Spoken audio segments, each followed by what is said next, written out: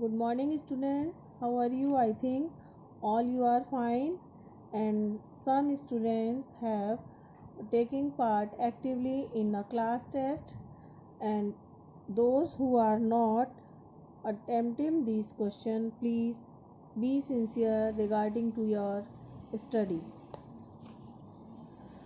Uh, Today we will start the second chapter of second book, Era of One Party Dominance. In this chapter, we discuss the first three general elections after independence, naturally, nature of Congress dominance at the national level, uneven dominance at the state level, and the cardinal nature of Congress and the major opposition parties. Okay, so these are the things that we discuss in this chapter. Independent India was born under very difficult circumstances.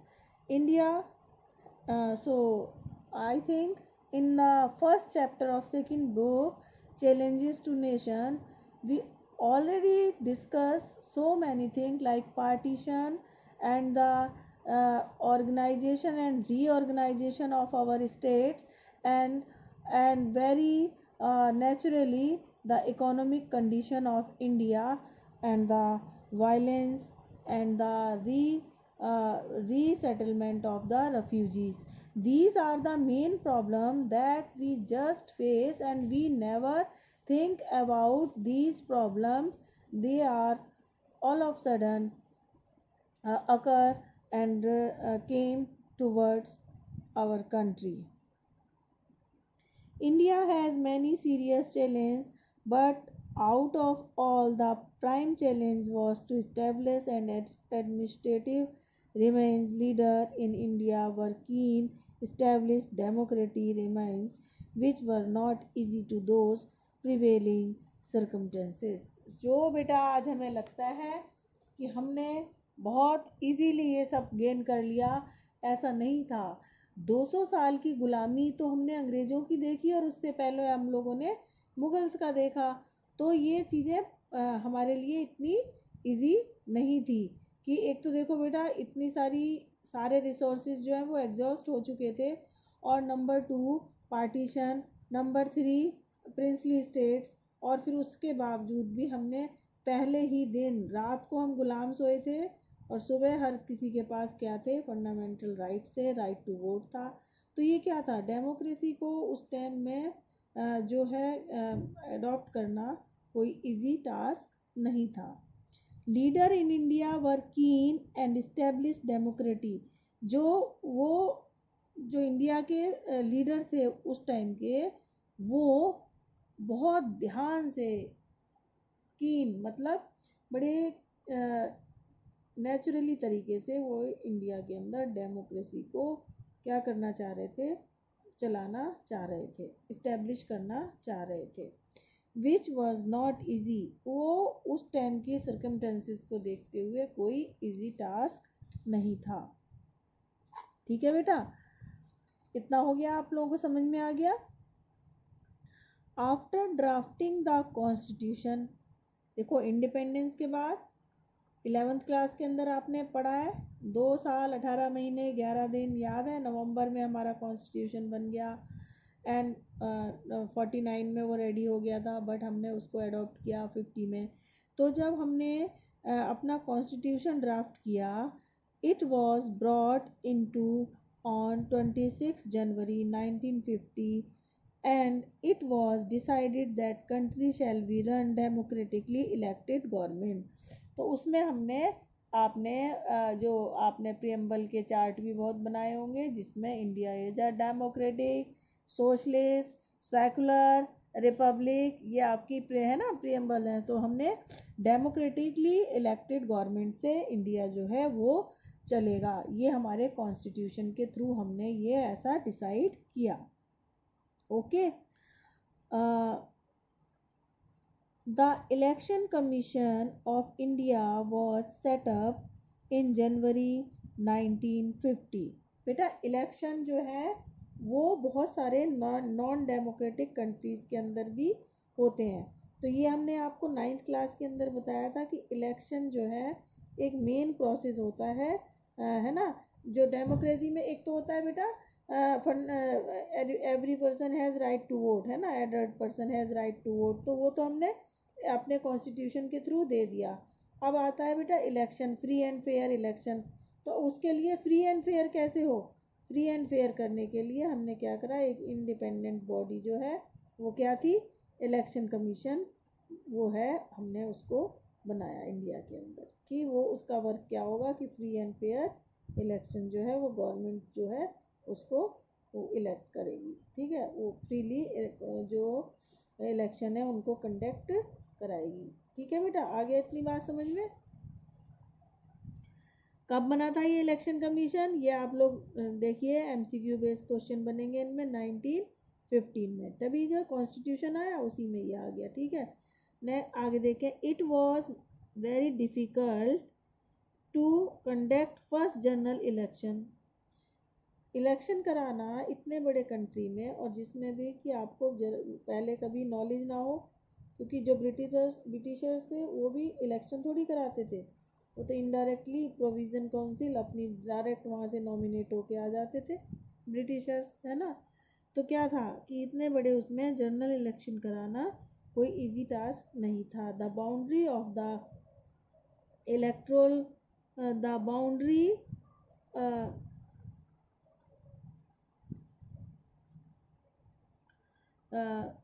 of the electoral constituency were not drawn and the electoral roll were not prepared। आपने 9th class के अंदर जब election वाला जो हमने आपको chapter पढ़ाया था उसमें सब बताया था कि किस तरह से पहले भी वोट देने कौन जाएगा, उसके लिए वोटर लिस्ट बनती है।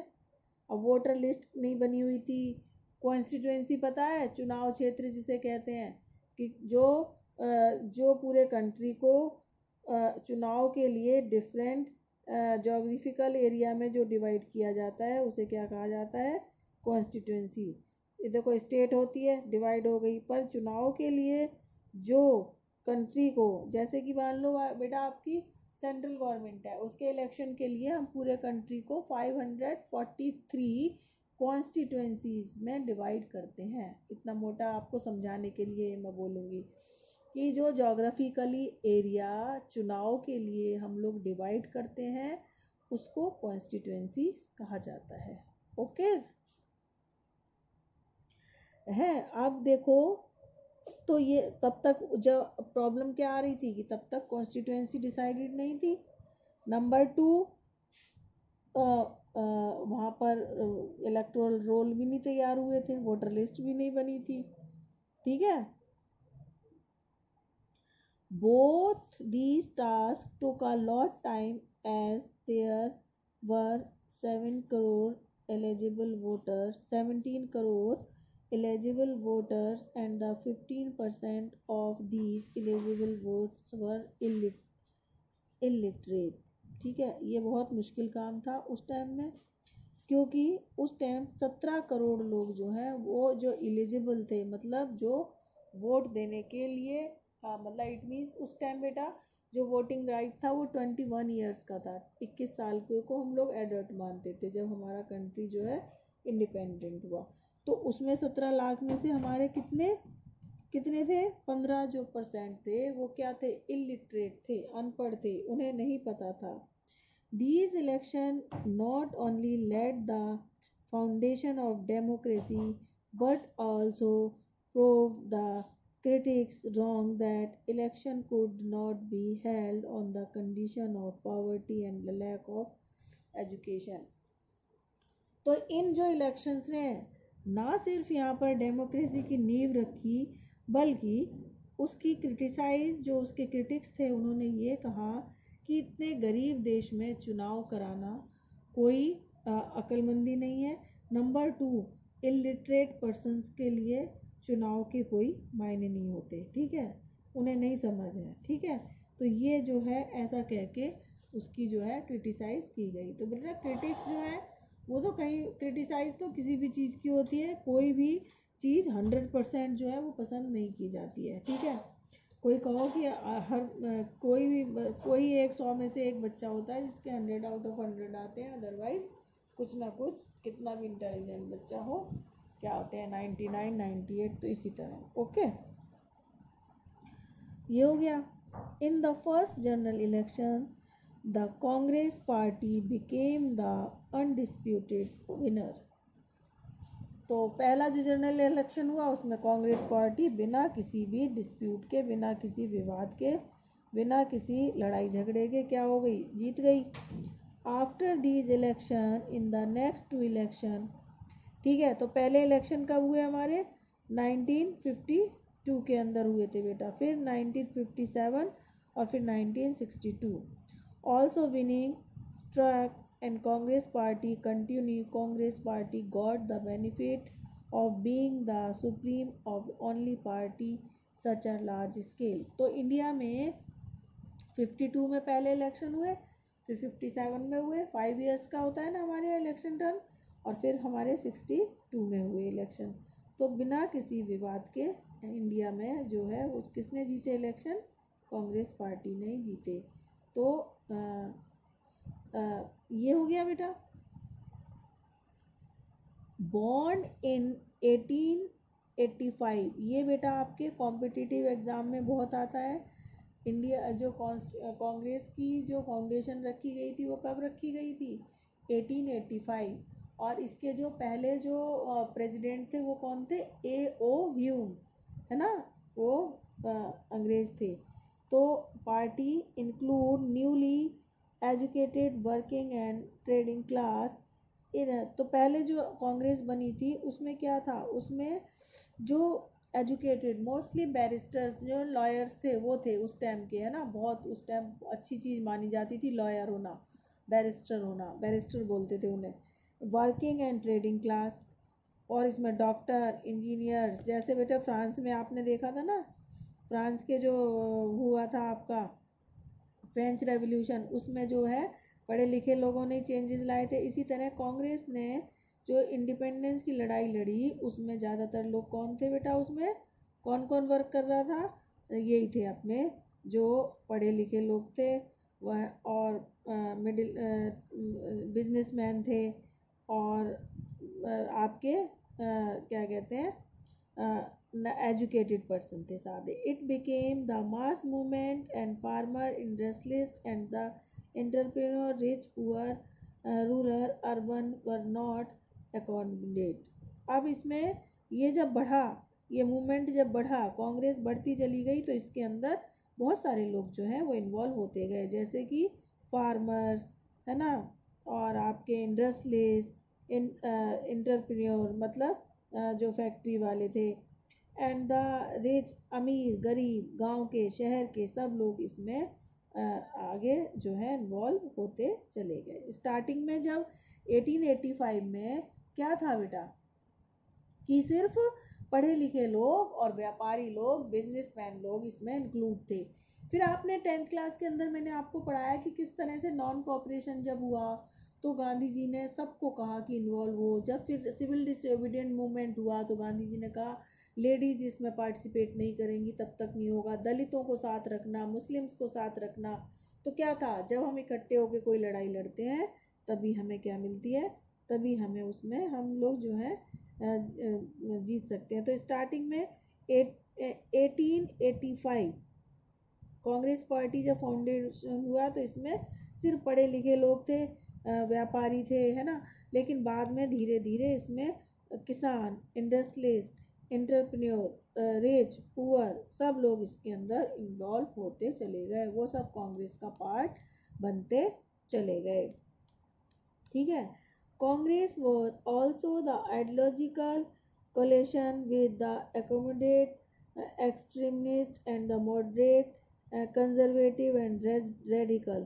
कांग्रेस भी इसमें बहुत सारे लोग थे, इसमें बहुत सारे लोग इन्वॉल्व थे, जैसे कि मॉडरेट जो बीच बीच की, मतलब मॉडरेट मतलब ना बहुत ज़्यादा एग्रेसिव थे और ना बहुत ज़्यादा शांति की वो करते थे। कंजर्वेटिव्स जो बहुत ज़्यादा रूढ़िवादी थे, कंजर्वेटिव आप समझते हो। रेडिकल्स कुछ क्रांतिकारी रेवोल्यूशनरीज थे। And the pacifist right and the left wing, इसमें बहुत सारे दो होते हैं बेटा, लेफ्ट एंड राइट विंग्स, ठीक है। ये इसमें थे the left wing and all shades of centre due to the coalition like character. Congress was balanced and tolerant party with was the strength also. इसमें हर तरह के मेंबर्स थे, जिसकी वजह से इसके अंदर एवरी जो मेंबर है उसको क्या मिल रहा था, सबको अपनी वो मिल रही थी, सबको अपने लिए बैलेंस था, और ये सबको बर्दाश्त करने की भी इसके अंदर क्षमता थी। देखो बेटा, पहले क्या था, Shaukat Ali, Mohammad Ali non cooperation movement में, उसके बाद किसान, मजदूर, प्लांटेशन वर्कर सब इसके अंदर आ गए। और फिर आपको सिविल डिसोबीडियंट मूवमेंट, अभी अभी आपको 10th में याद होगा, पूना पैक्ट में आपको इम्पोर्टेंट क्वेश्चन बताती थी, 1932 के अंदर हुआ था, जिसमें अम्बेडकर एक सेपरेट इलेक्टोरल उसकी बात कर रहे थे कि हमें अलग ही वो चाहिए इलेक्टोरल सिस्टम। बट जो है क्या हुआ था उस टाइम, तो मतलब कांग्रेस के अंदर भी बहुत सारे जो है हर तरह की आइडियोलॉजी के लोग रहते थे, ठीक है। तो इसमें लाल पाल बाल आप देखोगे कांग्रेस की, तो उसमें क्या था, वो लोग रेवोल्यूशनरीज थे, वो मतलब क्या चाहते थे, वो मतलब क्रांति के उससे वो चाहते थे, वायलेंस के उससे जीतना चाहते थे। तो ये था, सब कुछ था इसमें अंदर, इसके अंदर और मतलब ये था, इसके अंदर वैरायटी थी, एवरी आइडियोलॉजी को इसको अपने अंदर रखने की इस टॉलरेंस थी, है ना। It is not that Congress was the only party and there were no opposition party. It comparison of other democratic countries of that era, India had many opposition party. क्या है कि इस टाइम कांग्रेस के पास कोई opposition party, it is not, ऐसा नहीं था कि उसके अपोजिशन में कोई पार्टी नहीं थी। In comparison of others democratic country of that era, India has many, उस टाइम की कंडीशन को देखते हुए, दूसरे कंट्रीज़ की पोजीशन को देखते हुए, इंडिया के अंदर बहुत सारी अपोजिशन पार्टियां थी। It is not that Congress was the only party and there were no opposition party, बहुत सारी पार्टी थी और कंट्रीज के देखते हुए। Some of these parties were formed even before the independence and keep check on the ruling party of the different ways, ठीक है। India के अंदर बहुत सारी जो है वो पार्टीज थी जो रूलिंग पार्टी के वर्क को चेकआउट कर रही थी। Initially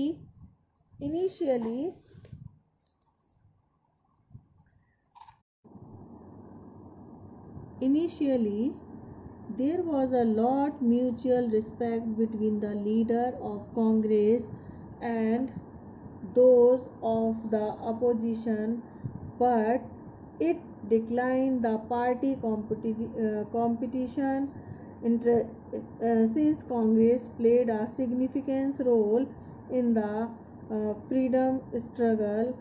It had to edge for other party, but the Congress party ability accommodate interest declined. People started learning towards other political party. Thus, Congress dominance constitute only the phase of the politics of the country. Congress initially there was a lot of mutual respect, शुरू में उसके leaders की, कांग्रेस की जो है वो बहुत ज़्यादा रिस्पेक्ट थी लोगों के बीच में, बट धीरे धीरे वो पार्टी कंपटीशन में डिक्लाइन होती चली गई। क्यों, शुरू में जब तक कांग्रेस ने एक अच्छा रोल प्ले किया था फ्रीडम स्ट्रगल में, इसकी वजह से और पार्टियों के कंपेयर में उसको एज मिलती रही, उसको बढ़ावा मिलता गया। But as the Congress party's ability, जैसे जैसे कांग्रेस पार्टी को दूसरी पार्टियों का से कंपेयर किया गया और धीरे धीरे लोगों को लोग जो है वो समझने लगे अदर पॉलिटिकल पार्टीज़ की आइडियोलॉजी को, तो कांग्रेस का जो डोमिनेंस है वो धीरे धीरे जो है वो है क्या होने लगा, वो ख़त्म होने लगा। ठीक है, तो ये था हमारा फर्स्ट चैप्टर। अब ये जो आपके क्वेश्चन आंसर ये वाला ये चैप्टर जो है आपका जो है कंप्लीट हुआ। अब इसके अंदर बच्चों आपको मैं वेरी शॉर्ट क्वेश्चन आंसर आपको दूंगी जो आपको सॉल्व करने होंगे अपने आप। अब ये क्वेश्चन है, describe the status of Congress party at the national level during the period of 1962। 1962 ये कौन सा टाइम है बेटा, जिसमें कि हम देखेंगे कि हमारी जो है लड़ाई हुई थी चाइना के साथ।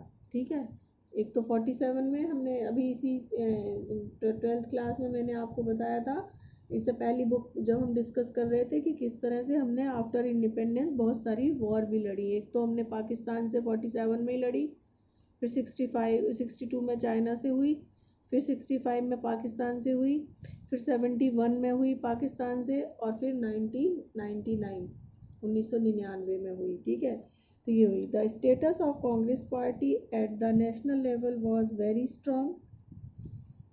ये जो है कांग्रेस पार्टी का जो उस टाइम स्टेटस था वो बहुत ज़्यादा स्ट्रॉन्ग था। The achievement of Congress party were unique, its principles provide direction to the nation. उसके जो प्रिंसिपल्स थे उनके जो बेटे मोस्टली जो कांग्रेस पार्टी क्या थी, ये तो आज़ादी के लिए बनाया गया एक वो था संगठन, फिर वो पॉलिटिकल पार्टी बन गई। तो इसमें जो ज़्यादातर लोग थे वो फ्रीडम फाइटर्स थी, उनकी लोग रिस्पेक्ट करते थे और वही जो है कंट्री को डायरेक्शन देने का वर्क जो है वो कर रहे थे। ठीक है, The huge win of Congress Party at the first 3 general election was due to the contribution of the freedom movement। इसीलिए उनको 3 जो थे आपके शुरू के इलेक्शन थे उनमें बहुत अच्छे बहुमत से वो लोग जीत कर आए, क्योंकि उनका जो कंट्रीब्यूशन था लोगों ने उसको रिस्पेक्ट दिया था। It was a party on whose policies the whole nation trust. ये वो पार्टी थी जिसकी पॉलिसीज़ को, जिसके नेताओं की पॉलिसीज़ को पूरा देश बड़े सम्मान से मानता, उन पर विश्वास करता था, ट्रस्ट करता था। The absolute majority in the province and the countries endured the fact of the commanded position। क्या था कि उसको देखो सेंटर में तो कांग्रेस की सरकार थी, as well as mostly state के अंदर भी क्या था कि कांग्रेस की पार्टी थी, जिसकी वजह से वो बहुत अच्छी पोजीशन में थी। ठीक है, व्हाट वर द रिजल्ट। अब नेक्स्ट क्वेश्चन है बच्चों, what were the result of first general election. Congress has gained popularity since independence struggle। It has popular leaders like Jawaharlal Nehru, because on which achieve thumping victory। ठीक है, तो first general election में क्या था कि लोगों को उनकी पॉपुलैरिटी जो है वो फ्रीडम स्ट्रगल के टाइम से ही उन लीडर्स की बहुत ज़्यादा थी, इसीलिए उनको थम्बिंग मेजोरिटी से उनको दिया गया, विक्ट्री मिली। The party was win 364 seat out of the 489 seat. उस टाइम कितनी थी कॉन्स्टिट्यूएंसी हमारी, 489, और उनमें से 364 जो है वो उनको मिली। Indian communist party stood second for the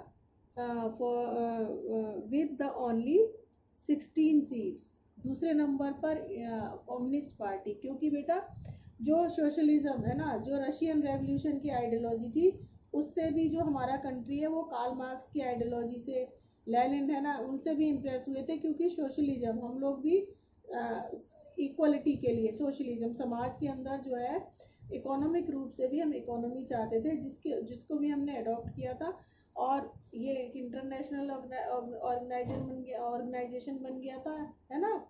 तो कौन कम्युनिस्ट जो है वो हर कंट्री में जाके अपनी आइडियोलॉजी को उसका वो कर रहे थे प्रोपेगेंडा, जिसकी वजह से क्या हो रहा था कि इंडिया के अंदर भी वो पार्टी हुई थी और 16 सीटें फर्स्ट इलेक्शन के अंदर जीतकर वो सेकंड विनिंग पार्टी जो है वो बनी थी। ठीक है, नेक्स्ट क्वेश्चन है what was the result of 1957 Kerala assembly election. बेटा ये स्पेशल है, जिनके लिए आपको स्पेशली आप लोगों को ध्यान कराया जा रहा है। The Congress party has to suffer defeat in 1957 Kerala assembly. जो आपकी ये स्टेट्स हैं साउथ और नदर्न ईस्ट, वहाँ पर क्या था, कम्युनिस्ट पार्टी का जो है वो ज़्यादा वो थी, उनकी आइडियोलॉजी वो वहाँ पर ज़्यादा चलती थी। The election were one by the communist party. देखो मैं बता रही हूँ, वहाँ पर जो इलेक्शन जीता था किसने, कम्युनिस्ट पार्टी ने। ठीक है, the 160 out of they 160 out of 126 seat, उन्होंने 126 सीट में से 60 जीत ली। दिस पार्टी है also had the support of 5 independent candidate. अब उसमें से क्या था कि 5 उन्हें इंडिपेंडेंट कैंडिडेट का जो है वो साथ मिल गया। The governor invited EMS the leader of communist party to form the government. हालांकि देखा जाए तो बिल्कुल किनारे पर बनी, लेकिन फिर भी वहाँ के उन्होंने उन्हें बुलाया किसके लिए कि आइए, और सरकार वहाँ के गवर्नर ने उन्हें बनाया। और तो इस तरह से केरला के अंदर भी किसकी सरकार थी, कम्युनिस्ट पार्टी की वहाँ पर गवर्नमेंट थी। How did the dominance of Congress party in the first 3 general election help the establish the democratic setup in India? Dominance of Congress party in the India was different from the dominance of one party in the countries like Cuba, China and Mexico. बेटा आपने पढ़ा है, मैंने 9th class के अंदर ये सब चीज़ें आपको पढ़ाई हैं कि क्यूबा, चाइना, मैक्सिको, इनमें क्या है, वन पार्टी सिस्टम है। चाइना के अंदर, क्यूबा के अंदर भी जो है अनडेमोक्रेटिक, मतलब वहाँ के जो फ्रीडम फाइटर्स थे उन्होंने ही कॉन्स्टिट्यूशन को अपने अकॉर्डिंग लिखा। तो यहाँ पे डोमिनेंस जरूर कांग्रेस पार्टी की चल रही है, पर वो अनडेमोक्रेटिक नहीं है। वो क्या है, वो सारे डेमोक्रेसी के रूल्स को फॉलो करते हुए सिर्फ जो है पब्लिक जो आपका वो उसको गेन कर रही है, सपोर्ट जो है वो गेन कर रही है। फिर आप देखोगे कि आगे चल के इसी चैप्टर के अंदर हम पढ़ेंगे कि किस तरह से कि जब पब्लिक ने उनको 1977 में इमरजेंसी के बाद जो है कांग्रेस पार्टी हारी और वो आउट ऑफ पावर हुई। तो ये जो हम देखेंगे तो ये इन कंट्री की तरह नहीं है कि जहाँ पर जो इंडिपेंडेंस जो मतलब उनका डोमिनेंस तो चल रहा था कांग्रेस का, कोई और पार्टी उसके आसपास नहीं थी, पर वो अनडेमोक्रेटिक नहीं थी। वो सारे रूल्स जो even the being of the dominance of party free and fair regular, जो डेमोक्रेसी में फ्री एंड फेयर इलेक्शन होते हैं एवरी 5 ईयर्स के बाद हो रहे थे, फ्री एंड फेयर हो रहे थे। एक इंडिपेंडेंट इलेक्शन कमीशन था जिसको वो फॉलो कर रहे थे। Even the first general election there were the government CPI in Kerala. First election में ही देखो क्या होता है डेमोक्रेसी में कि पूरी पॉसिबिलिटी होती है कि जो रूलिंग पार्टी है वो हार भी सकती है। तो फर्स्ट इलेक्शन के अंदर ही स्टेट असेंबली में केरला में इंडिया जो कांग्रेस पार्टी है उसकी हार हुई। And not destabilized by the Congress party in the power of center. Multi-party system was established as many new political parties emergence। और मल्टी पार्टी सिस्टम हमने अडॉप्ट किया, जिसकी वजह से बहुत सारी नई पॉलिटिकल पार्टीज जो है वो धीरे धीरे इमरजेंस होने लगी। बेटा बच्चे को हम स्कूल में पढ़ने डालते हैं, स्टार्टिंग में वो A फॉर एप्पल सीखता है, अगली क्लास में उस पर आपको स्पेलिंग सीखता है हिंदी की, उसके बाद वो सेंटेंस लिखना सीखता है। तो इसी तरह हमारी जो डेमोक्रेसी थी हमने जस्ट स्टार्ट करी, पर कांग्रेस पार्टी का डोमिनेंस होने के बावजूद भी कि हम इंडिया जो है वो 70 साल हमारी आज़ादी की हो गए, तो हम अभी भी जो है वो डेमोक्रेसी के जो भी रूल्स एंड रेगुलेशन है उनको फॉलो करते हैं। Congress worked as a social and the ideological coalition, also known as the Rainbow and the respect Indian diversity, which helped the establish the democratic setup. और Congress parties की सारी policies की वजह से क्या हुआ कि हम अपने कंट्री के अंदर डेमोक्रेसी को सेटअप करने में हम लोग सक्सेस हो पाए हैं। So I think next we continue in a next period. Have a nice day.